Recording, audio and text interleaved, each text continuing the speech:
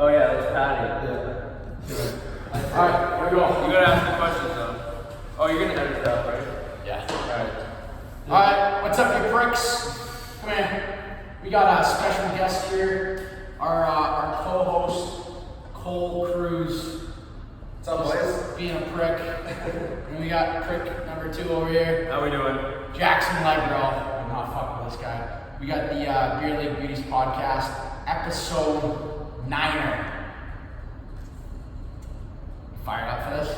Yeah, I'm fucking fired up. Alright, so Oh, what's I it? can't swear. You can fucking. You don't have to fucking swear. But you I can't swear. People are gonna watch it. I'll take it. Yeah. I got the clams. Shout out to the clams. Shout out Cole. Shout out Legro. What's up, guys? Legro. So- Where'd you? So we played energy together, but can we just go right into high school? Where'd you go to high school?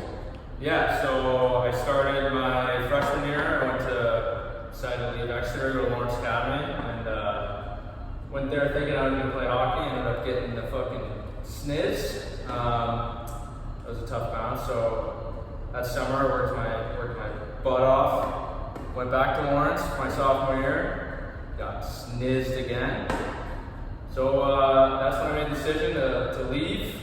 I ended up going playing with the 95 Giants in the Rob Liver Tour, lived down in Providence, Rhode Island with a fantastic family, the Rosslow family. Was there for a bit, ended up coming home playing Seacoast for Matt I played Pinchevsky. U16 the year you played U18. Yeah, remember Jensen and I lived together? Yeah. We used to go on road trips with you guys all the time. Yeah, we do the road trips together. Road trip to Quebec. Yeah. Way up there. Remember that? Yeah, we used to make the 16s, play rock, paper, scissors, going back to the bus to take a piss. Had to get through like 40 guys. Yeah, they just Ridiculous. Yeah, we bullied them pretty bad. But yeah, after that Seacoast year, Pinch was leaving, so I was leaving. I was the best coach, one of the best coaches I ever played for. Shout out to Pinch. How's Pinch doing? Is he still with the Nordiques? I don't think so anymore, unfortunately. But yeah, Pinch was a beauty. So when he was leaving, I was out of there. And I went and played for Clint Edinger at the New Hampshire Junior Monarchs. And that was probably like the year where everything kind of turned around and started changing. I started getting junior looks and all looks. That spring after that year, I probably from May until the beginning of June, I was at a camp every single weekend. And I had just signed with this advisor, and he hinted that I should probably chuck my nuts every single weekend. So I was going to these camps every single weekend, driving all over North America, fighting every weekend, just anybody I could. Alright, so you gotta pick your best fight. I think it was a U-show fight, one of those camps. That was my first fight. Okay. That wasn't my best fight. You just clobbered that guy. I remember that. Well, I went out to Youngstown out there, Tell us about that one. some pre-draft camp, and it was my last game.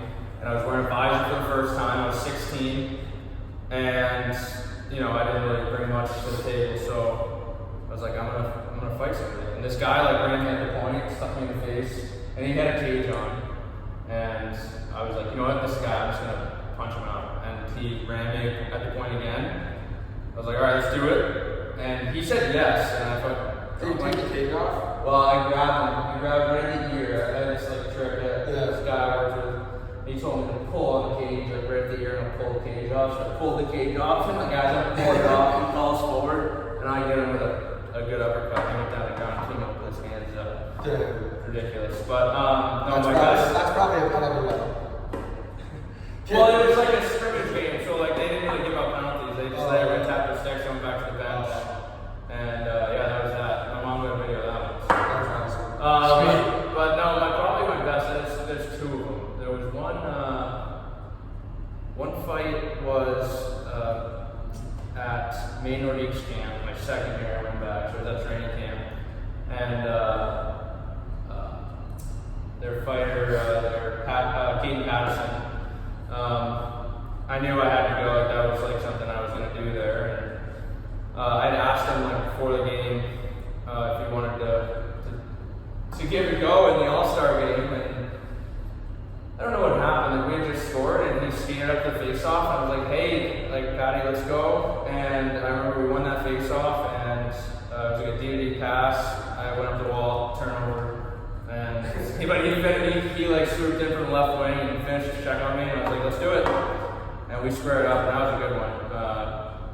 How'd the fight go? Like, I mean, I probably got the most punches in, and then I like tried to do like this little wrestle headlock move, and then he got like one shot at the very end, but that was a good one. But my other one was actually the EHL. Surprisingly enough, like it was my second game in the EHL. We're playing Walpole, and I'm on the PK, and I just dumped this kid from behind. It was total accident. Like, you can see, like I have a video of that too. I just threw my arms up, and not really thinking anything of it. It's the EHL, but I was wearing a visor. Like, I'm not taking my visor off. I just wore a visor the whole year before the nose, like taking my visor off. And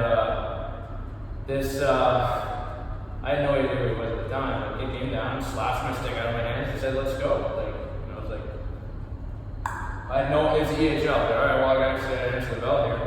And I swear to God, I dropped and I threw as hard and as fast as I could. And this kid just ate every punch right off. Parker James, probably the toughest guy I've ever. Yeah, probably the toughest guy I've ever fought. And it was the EHL. But he was just like this big, rugged dude from California. Where's he going now? He plays at Fredonia. Yeah. So, but anyway, I punched this guy in the face, and he just eats him. He was smart, took his time, locked his shot in, and got me right in the nose, broke my nose. Well, it was tough, yeah, because my eyes started watering then. And then everyone there, Ben, started going crazy, like screaming all this. You're still going? Oh yeah, we're still going. And when I heard their bench going crazy, I was like, oh shit. Yeah. You know, I just come into the Rangers and like I just played in the nose and I dropped my gloves quite a bit in the nose and like I just come from Northeast camp and I was fighting there too. And Yeah. so like I kind of like talked myself up a bit, not thinking I was gonna have to fight. But I ended up I did, and I locked it in, and I had my eyes closed, and then I just started throwing hard again. And I remember I grabbed his ear loop, and I pulled his helmet so hard, ripped his helmet off, threw it like it was like on the other end of the ice, and just kept throwing, and finally he came back with him, and I lost my footing.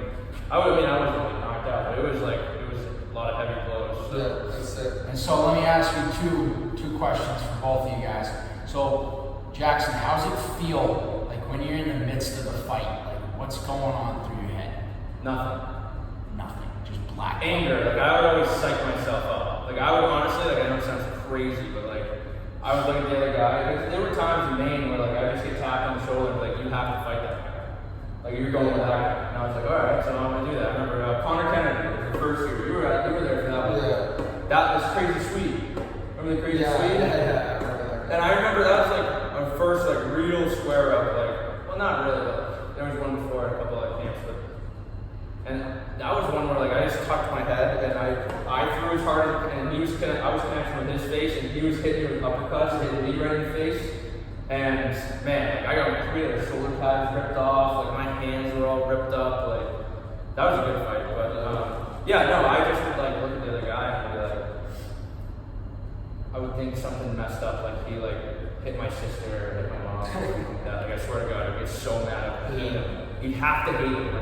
Because like when you grab on, it's like if you want to win that fight, if you want to like do well, you can't have like any remorse for your opponent. Like there's rules to it. Like when it's over, right? Like, you don't get on the ground, you don't do that kind of stuff. And like when the line is breaking up, but like when you're going into that, it's an adrenaline rush where like it's like you're gonna die.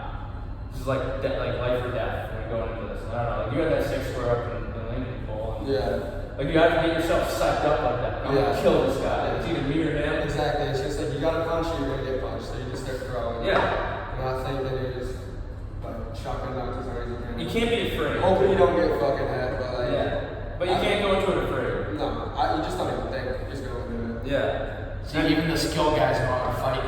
Yeah. But definitely that's something that like I miss about hockey for sure. But like now in college, I've had to like go into a different role of like being more of a physical presence, and like I have to take that part out of my game.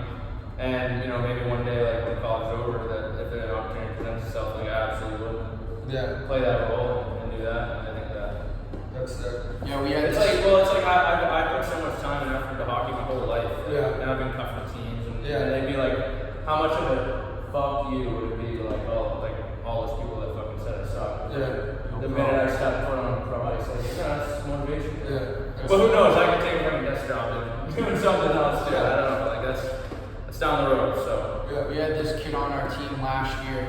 He was Brendan Dowler, and this kid was a fucking beast in junior hockey. All I knew how to do was fight, and he's playing in the Fed at Danbury. yeah, I don't know, but I like maybe Chucks the pucks now. He's chucking nucks now, and That's he loves crazy. it. I'd love to go experience Europe and do that. Like even at low levels, I'm not getting paid very much. Like just like that's such an experience. Like especially as a young man, like it's pretty. From the guys that I know that a lot of Division 3 hockey players, like they get the opportunity to do that, and every guy that's done it has said it's been the best, like most amazing experience. So And those Europe leagues were rowdy too. yeah, they get tons of fans. It's fun. So. All right. So how did it feel when you first committed to? Is it Lebanon? Yeah, Lebanon Valley. Yeah, that was awesome. Coach Parsons saw me at Chowder Cup, followed me up. I ended up going to the Northern Ontario League. I played with Blind River. It was a really good experience. And then I ended up having like a little slump there. I had maxed out on my fight count there, so there really wasn't much of a use. What's the fight count? So that league, I gave a fight count of 5, but like it reset when we went to a different team. Yeah, so I ended up getting traded to Espanola, and You fight there? not as much actually. Espanola was lower in the standings. Like they needed help defensively. Like I could still play. Like I wasn't going like heavyweights, Yeah. Like I was kind of like I was able to stay-at-home guy that like, wasn't afraid, You fought your buddy, right? Mingus? Yeah, that was a good fight too. So Mingo, I played Monarchs with Mingo, and so I knew him really well. And he got traded. Was in the MJ, got traded into Blind River, and I was with him for like 3 days. Like it sucked. Like I was so excited for him to come in. Like I'd hyped him up a little bit too much, the boys. But anyways, when I got traded to Espanola, Blind River had come to town, and I had been pounding. We played Blind River 6 times. After I got traded, I played my previous team 6 times that year. It sucked. Seeing the boys every night. Yeah, dude. Like I ended up going back to the rookie party. Like I was boys with those guys. Like, it was not like there was no like bad blood. When we played, there was like it was definitely like we hated each other. But off the ice, those guys are still my like good buddies, and I keep in touch with them. But Mingo, it's like we were getting pumped like 6-1. Mingo ran my D partner. And I was like, you know what, this is the time. So I grabbed him, like, we're going. He dropped his gloves, and we had a good fight.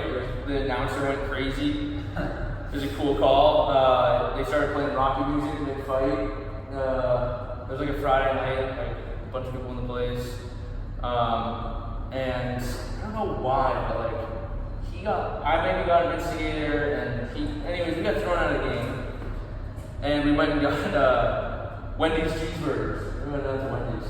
And then came back. I got back in time for our GM to come in the room and just rip us to shreds. So that was pretty funny. But yeah, we ended up, that was a good story. We got a big picture of it. We blew a big picture, put it on our wall at our house. Because now we live together like college ago. Really? Oh, it was at your college? Yeah. What a story that is. Yeah, so we have this big, like, it's as big as like that wall, like, and it's a big picture of us fighting. So. Chucking nuts. Yeah, it's cool. It's cool. People always ask questions about it, but yeah, when I went to Espanola, back to your original question about LBC, but when I went to Espanola, I just kind of went with the mindset like I'm just gonna have fun here. Like getting traded obviously sucked. It was like mentally tough, and I was getting traded to a team that wasn't as good. But I ended up playing with a kid, Mateus Salem, who had like 67 points, and I just went in there with the intention to have fun. And I ended up in my first 10 games, I had 7 points. Like Don called me. I went down for a tour. Loved the school. Loved everything about it. We got treated really nice. School academically is awesome. I got my financial aid papers back. Everything was looking good. So when Don called me and said, "You want to come in?" It was no brainer. I was like, "Yeah, I'm going to come in." I knew I wasn't going to lose a hockey player, so why like wait around for the next best option? Like that school. They obviously showed interest, like know where you're wanted, and it checked off all my other boxes. So Nice. A little far from home, but that's okay. It's not too bad. I've been far from home, so. Nice. You're going far from home. That is real far. Not as far as Lincoln was, Yeah. or British Columbia. Right. Yeah, that's a hike too. But That's far. That's far. BC. But yeah, after I committed, it helped me out a ton. Like when COVID hit at the end of that season, I went back home and I didn't really know what I was going to do. I was actually going to go back to Espanola and I was going to be the captain in Espanola. And couldn't get over the border. Don made some calls, and I was able to play with junior Rangers my last year. And it was You won it? Yeah, it was COVID year, so like we had kids on our team that were nasty that should not have been playing in the AHL. You know what I mean? Like that whole league that year, because no one else was playing. Unless you wanted to go to Florida and pay like $2,300 in the bubble, you were playing in the AHL. And like it's a limited null teams, right? Like a lot of null teams didn't even have seasons. You know, so Fuck, who's that one kid? Sorry, Andy Moore. Andy. Yeah, like Andy. I never. Yeah, he played Chowder Cup. Yeah, I played Chowder with him, and then I played against. I think he was playing in the USHL. Yeah, he was playing for Cedar Might have been Rapids. hurt. Did you play Cedar Rapids? Yeah. In the showcase, I did. Oh, okay. That was in the beginning of the year. Yeah, Andy, we had Jake LaChance, who was just the next player of the year, like as a defenseman, like point per game. It was ridiculous. Like we had some really good players, so it was fun to win the whole thing. Like what an experience, like learning how to win, and hoping to try to transition around another LVC and start winning some more games. Hopefully, natty ship soon. Yeah, wouldn't that be A nice? couple more years. Yeah. Thanks for having me, Cole. You're shipping off to fucking Western Michigan. Yeah. Sunday morning. Nice. Is Colangelo going with it? It was coming a little later. I think in July. So we were just skating with a bunch of D1 guys. This guy's a D1 guy. A bunch of beauties out there. And episode 9, fellas. Thanks for having me. Love you it. boys. Good luck with Really beauties, baby. Oh yeah, really beauties. See ya. Never.